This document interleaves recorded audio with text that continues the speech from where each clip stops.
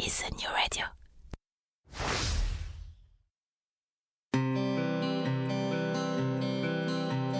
Cela fait partie des choses qu'on n'explique pas.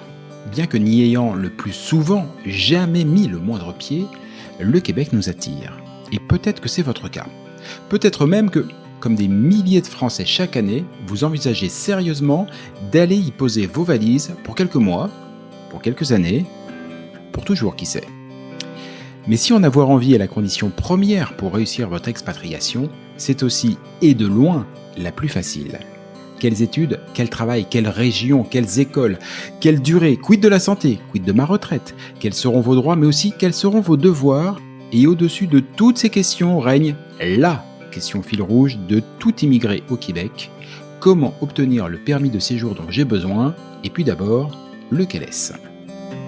Au fur et à mesure de votre projet, d'innombrables questions, des doutes, mais aussi des grandes joies et de belles espérances vont vous submerger. Alors, à l'image de ce que Christelle Colling et ses équipes font au quotidien au sein de l'organisme, ce podcast est justement là pour vous aider, pour vous guider, pour vous informer, parce qu'ensemble, on partage le même objectif, Objectif Québec.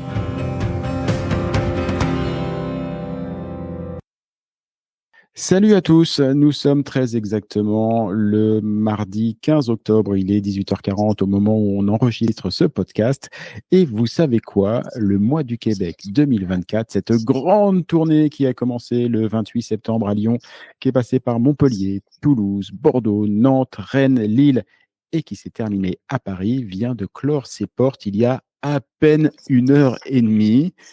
Et c'est une Christelle à la fois heureuse, mais peut-être légèrement plus cernée que d'habitude, que je retrouve avec moi pour faire ce débrief. Salut Christelle. Oui, non, mais si t'es à l'antenne comme ça, alors qu'on ne me voit pas, tu parles de mes cernes. Enfin, non, mais Jean-Michel, ou attends, j'avais juste une chance sur un podcast, et là, tu viens de briser quelque chose. Ouais, je te rassure, moi, c'est pas des cernes, c'est des Samsonites. C'est absolument énorme. Mais non, tu as l'air quand même, malgré tout, malgré cette tournée, je dis des cernes, c'est pas vrai, mais c'est simplement pour dire que c'est quand même d'une intensité assez folle. Enfin, pour tous ceux qui sont venus sur le mois du Québec, et je pense que parmi ceux qui nous écoutent, ils sont assez nombreux. Faut vraiment se rendre compte de ce que c'est qu'une journée. C'est une journée marathon, voilà. Et alors toi, pour le coup, tu enchaînes. T'as enchaîné pas mal de journées marathon, mais je pense que cette édition, ça a été un beau succès quand même. Oui, vraiment. Je pense que même, tu vois, il faudra encore réfléchir un petit peu, puis être à froid, mais j'y pensais déjà il y a quelques jours. Je pense que c'est une des plus belles éditions sur ces six éditions qui sont passées. C'est une des plus belles éditions qui nous a été amenée de préparer, de vivre. Tant sur le point de vue de l'équipe, c'est-à-dire la coordination, toute la gestion qu'on a mise en place, toutes les nouvelles choses qu'on a mises en place sont juste extraordinaires, mais aussi d'un point de vue des partenaires où il y a eu une entente incroyable, une cohésion incroyable, même si sur beaucoup d'autres c'était le cas. Mais là, écoute, il y a eu quelque chose, une approche qui s'est passée et l'écosystème dans lequel on était et qu'on a mis en place, je le trouve juste incroyable, merveilleux et de plus en plus précis sur notre action. Et je rajouterais un incroyable succès populaire. J'ai fait l'ouverture, j'étais pas sur toutes les dates, toutes mes excuses, mais j'ai eu la chance de faire l'ouverture à Lyon. Je me souviens que quand la première fois j'ai vu ce grand auditorium dans lequel tu donnes la conférence, je l'ai vu à vide en arrivant et je me suis dit, oh, ouais, quand même, on a refusé du monde. Les gens ne savaient plus où se mettre et ça a été comme ça sur toutes les dates. Ça aussi, ça fait chaud au cœur, non? Oui, ça fait chaud au cœur parce que on a tous un petit peu de satisfaction et moi la première. J'ai commencé le mois du Québec, pas dans les conditions qu'on connaît actuellement, avec des tout petits moyens. Et je me suis amusée à montrer à l'équipe, puisqu'on est juste entre nous, une photo de 2021 où je donne ma conférence et il y a à peu près 12 personnes. Et là, quand j'ai superposé la photo où il y en a 400, 450, oui, je dis là, on peut au moins se satisfaire de ça, satisfaire que on répond à un besoin, je pense réellement.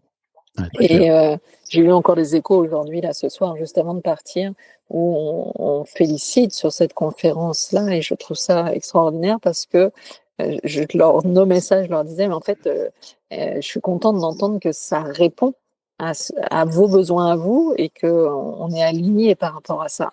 Et en fait, quand ils me disent et qu'ils écoutent les podcasts et qu'ils écoutent la conférence et qu'ils disent, oui, c'est ça, parce qu'en fait, personne nous dit les vraies choses, personne ne fait. Et on aime ça, on aime pouvoir entendre quelqu'un qui soit capable de nous dire la vérité. Et je suis heureuse de ça parce que c'était ma mission, c'est la mission que je me suis fixée. Pour mes compatriotes français, c'était important de leur dire les vraies choses et je pense qu'ils le reçoivent bien. Et c'est important aussi pour le Québec. Donc, je suis heureuse de cette chose qui grandit, mais qui grandit bien. Et des fois, ça, c'est le plus dur. Et c'est juste super. Donc, moi, je suis ravie de faire une conférence devant autant de personnes. C'est plus agréable encore.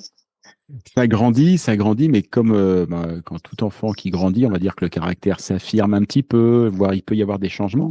Et cette édition, elle n'a pas été avare en changement. Tu as bien été aidé par le gouvernement du Canada et le gouvernement du Québec qui ont décidé de te complexifier un peu et surtout de complexifier un petit peu la vie de tous ceux qui avaient déjà des projets. Ça a aussi eu un impact sur cette édition du Mois du Québec qui, du coup, a un peu changé de profil. Oui, c'est vrai qu'aussitôt qu'il y a une réforme en immigration qui bouge, on est impacté. Mais notre force, c'est quand même d'être agile, flexible. Et notre grande force, finalement, c'est qu'on vend rien, quoi. Je veux dire, on vend pas un programme d'études, on vend pas un DEP, on vend pas un DEC. On est là pour faire du lien, on est facilitateur de lien, on est là pour porter la bonne parole, pour donner la bonne stratégie. Donc là aussi, finalement, même pendant ces réformes-là qui sont de plus en plus complexes et là en nombre cette année, alors oui, à chaque fois on se dit ouf, ça nous tombe dessus, mais en fait ça renforce ce qu'on fait et l'utilité qu'on a justement en ce moment. C'est-à-dire que je plains les personnes qui ne sont pas accompagnées en ce moment réellement, parce que si tu n'es pas dans ce couloir-là bienveillant et sécuritaire, eh bien c'est d'autant plus dur. Donc d'être là pour eux et d'être là avec des professionnels experts qui nous aident justement à démystifier un petit peu tout ça, puis à le rendre plus facile. Et c'est ça qui est important et qui est bon pour les candidats, quoi. Puis il y a un truc qui a été très impressionnant, et j'allais dire presque émouvant dans cette édition, je trouve. Effectivement, on l'a dit, cette année a été marquée par les modifications en termes de réglementation migratoire et ça a pas mal bousculé les choses. Parmi les changements, il y a le fait que, on va dire, l'employabilité, le travail est plus devenu, notamment le permis de travail fermé, la porte d'entrée vers le Québec versus le permis d'études qu'il y avait avant. Et il se trouve que dans cette édition, eh bien, il y a des gens qui sont arrivés, des entreprises, mais qui sont arrivés par le truchement, en fait, de précédentes cohortes où ils ont embauché un tel. Tu vas nous dire lesquels tels et exactement, parce qu'en plus, pour certains, ils étaient là. Et ça a presque redonné encore, j'allais dire du sens. Ça n'en manquait pas de sens. Mais c'était pile poil au bon moment, entre guillemets. Oui, c'est vraiment ça qu'on a vécu et c'est arrivé, comme tu dis, au bon moment parce que finalement des candidats qu'on a accompagnés sur des cohortes précédentes, 2022, 2023, qui ont commencé à faire leur trou, comme on dit, au Québec. Ils ont fait leur place, mais ils ont fait joliment bien leur place, si bien qu'ils se font remarquer dans des entreprises québécoises. Et comme ils ont adoré leur expérience, eh bien, ils témoignent auprès de ces entreprises québécoises en disant que oui, effectivement, s'ils sont de bons candidats, puisqu'on leur fait la remarque, c'est parce qu'ils ont été accompagnés par Objectif Québec. Et en fait, quand ils arrivent sur ces entreprises-là et que les entreprises disent « Ah, mais en fait, on veut des candidats aussi bien préparés que ça », et puis qui nous contactent pour nous dire « Christelle, mais comment on fait? Si nous, on veut faire notre recrutement, bah, ça c'est bien, mais comment on fait pour qu'on ait des candidats aussi bien préparés ?» Et ben la boucle est faite. Et ça, je trouve ça juste extraordinaire. Et c'est pour ça que cette année, tu as raison de l'évoquer. On avait Promutuel qui était là à nos côtés, qui a eu ces échanges-là avec un candidat chez Objectif Québec. On avait Metal Marquis qui était là aussi, arrivé de la BTB parce que quelqu'un habitué aussi à faire du recrutement à l'international et qui a eu ces candidats-là, Objectif Québec et plus d'un dans l'entreprise et qui dit « Wow, moi je veux cette qualité-là ». Et on avait aussi toujours à nos côtés la ville de Lévis et le développement économique qui sont aussi là pour représenter des entreprises de la ville de Lévis. Et en fait, tu as raison de dire que finalement, c'était très bien cet équilibre-là et puis ces opportunités-là d'offres d'emploi sur le mois du Québec. Ça a apporté vraiment une plus-value. Tout à l'heure, au début du podcast, tu reparlais de cette photo que tu as retrouvée où ils étaient 12 dans la salle. Je l'ai vue, cette photo. Et effectivement, désolé Christelle, mais la salle, les fauteuils sont rouges et on voit beaucoup de rouge quand même sur la photo. Ça. Mais j'imagine aussi qu'à cette époque-là, pour trouver les partenaires, les gens qui croient au projet, il fallait vraiment que tu prennes ton bâton de pèlerin. Et ce qui est bien avec cette édition, et là où elle marque aussi un changement probablement majeur dans la vie d'Objectif Québec, du Mois du Québec et de tous ceux qui bénéficient de l'Académie aujourd'hui, c'est que les sociétés dont tu as parlé, Promutuel, Metal Marquis, j'ai eu la chance de passer pas mal de temps, et je pense que les auditeurs l'entendront avec Patrick Perrault, le PDG de Metal Marquis. Ce sont des gens qui, c'est pas toi qui allais les chercher. C'est eux qui ont fait toc, toc, toc. On a remarqué, on a des gars, ils sont super. et comment on fait pour en avoir? Ils sont pas comme les autres. C'est ça, c'est fou. C'est quand même, aujourd'hui, on vient chercher la qualité, le label. Je pense qu'on peut parler de label Objectif Québec parce que ça fait du sens. Voilà. Il suffit plus de te croire sur parole. Aujourd'hui, il y a des actes, il y a des faits qui voient sur le Québec et c'est aussi ce qu'on a vu sur le mois du Québec. Non, c'est ça qui est extraordinaire, c'est de voir cette communauté-là et tout. Là aussi, ça prend tout son sens. Hein. On parle de communauté, on parle de réseautage et tout. On leur explique, mais là, ça prend tout son sens de voir que cette communauté-là rayonne au Québec, mais auprès des entreprises et qu'elle n'en a pas honte. C'est-à-dire qu'à l'inverse, oui, on est fiers d'être passé par l'Académie, on est fiers d'être des Français différents de ceux qui ne sont pas préparés. Et en fait, moi, je trouve ça magique parce que on est là pour leur montrer le chemin, on est là pour les accompagner, pour les aider à grandir durant toute cette académie-là, puis de les voir s'envoler comme ça, et puis de rayonner auprès des entreprises et de porter la belle parole, c'est juste incroyable pour nous, quoi. Il y a pas de, pour moi, en tout cas, je le prends comme une réelle reconnaissance, vraiment. Avec une petite pensée particulière pour Olivier. Olivier, qui est l'un des employés de Metal Marquis, qui n'a pas été embauché par Metal Marquis par le truchement. Il est arrivé là-bas un petit peu par hasard, sauf que au bout de très vite, ils se sont rendus compte que, comme tu le disais, il n'est pas comme les autres. Il est passé par l'Académie et aujourd'hui, il est revenu sur le Mois du Québec en tant que co-représentant de Metal Marquis pour lui aussi être l'ambassadeur de Metal Marquis, mais enfin l'ambassadeur d'Objectif Québec, de l'Académie, du Mois du Québec. C'est ça, puis être finalement un fier représentant de toutes ces personnes qui viennent un jour au Mois du Québec sur une conférence et puis qui vont repartir dans un chemin de vie, mais qui seront peut-être là un jour aussi. C'est le chemin d'Olivier. Et j'ai trouvé ça très émouvant, en fait, de le voir évoluer à côté de moi, finalement, à travers une autre entreprise. Et j'ai trouvé ça très touchant de voir ce parcours-là. Et là, je me suis dit, waouh, la boucle, elle est bouclée, mais vraiment très bien bouclée. Et là, il prend conscience aussi de ce qu'est le réseau, même si ça fait pas très longtemps qu'il est au Québec. Il prend conscience de ça. Il se dit, oui, la force du réseau, la force du qualitatif, elle est vraiment là, elle existe. En déplaise à ceux qui pensent qu'il suffit de monter dans un avion et puis que ça se passera bien comme ça. En commençant ce podcast, je crois que j'ai un petit peu menti à tout le monde parce que je vous ai parlé de quelque chose qui se terminait. Sauf qu'en fait, je crois connaître un tout petit peu ton planning. Ce n'est que le début. Bah oui, c'est le début parce que là, on a fait notre travail d'aller à la rencontre des Français pour leur dire les vraies choses, rétablir la surabondance d'infos partout qu'il y a et puis et être alignés. Et puis maintenant, on est avec plein de candidats qui ont des très beaux profils, des très beaux projets qu'on doit définir ensemble, en tout cas, pour voir si le projet est réalisable, réaliste dans les faits, puis savoir quand. Et puis s'il est réalisable pour 2025, parce que malgré tout ce qui se passe, eh bien, c'est la force qu'on a avec nos experts et puis notre agilité, notre flexibilité, c'est qu'on va les emmener malgré tout ce qui se passe dans un couloir qui va faire qu'ils vont réussir. Donc, il y a plein de rencontres là, que j'ai pendant 2-3 mois de rendez-vous, plein. Et je suis désolée s'il y en a qui m'écoutent et qui ont un rendez-vous que dans 3 semaines ou un mois, mais je fais mon maximum pour avoir toutes les personnes. Oui, vous aurez l'opportunité de discuter avec Christelle et de travailler sur votre stratégie, sur votre projet. Ça peut prendre un peu de temps. Enfin, ça va, 2-3 mois, c'est pas non plus la mer à boire quand on est sur un tel projet. Mais franchement, vous imaginez pas son planning.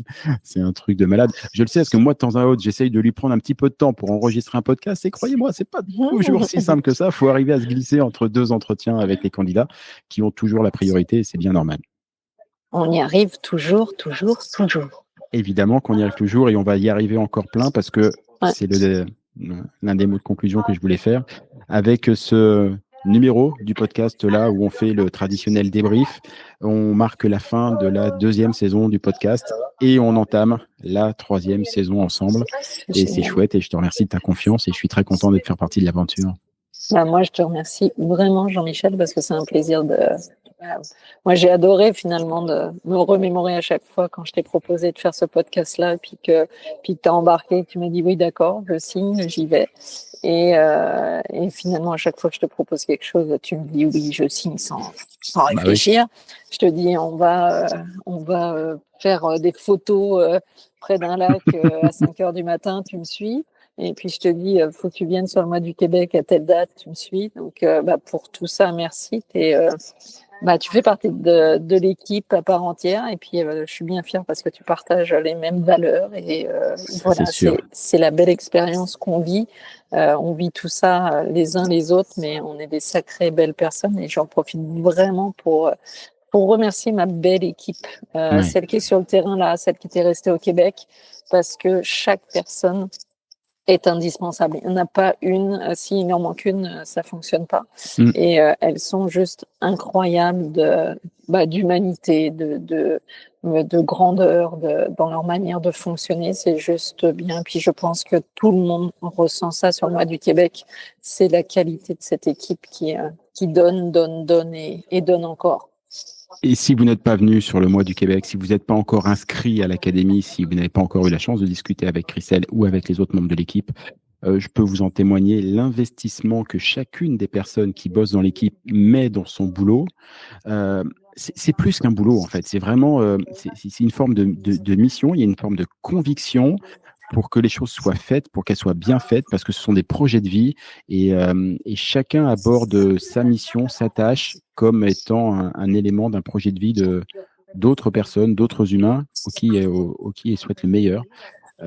Et c'est ça qui est beau et ce qui fait que c'est pas une aventure comme les autres, c'est une aventure humaine.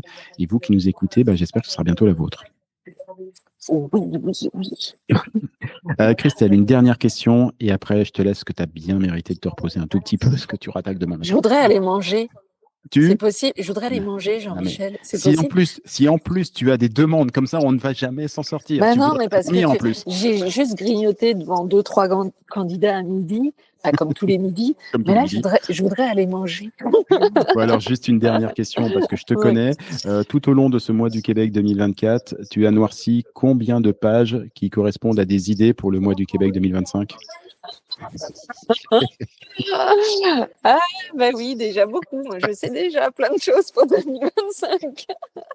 Écoutez, les amis. Non, j'attends de faire redescendre ma pression à froid et puis je t'en parlerai, promis, dans un autre podcast. Ça, c'est sûr et je pense, les amis, que vous ne serez absolument pas surpris. Christelle, merci beaucoup. Merci à toi, Jean-Michel, vraiment. Bonne nuit et à très vite. Oui, bye bye. À bientôt, ciao.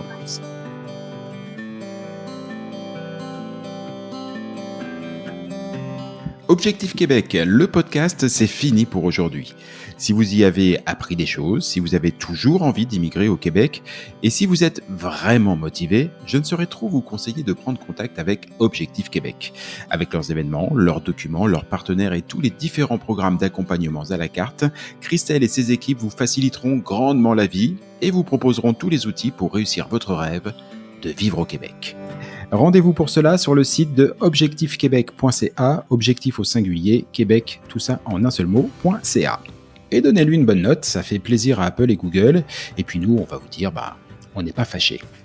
Rendez-vous sur un prochain épisode, et d'ici là, comme on dit au Québec, à tantôt!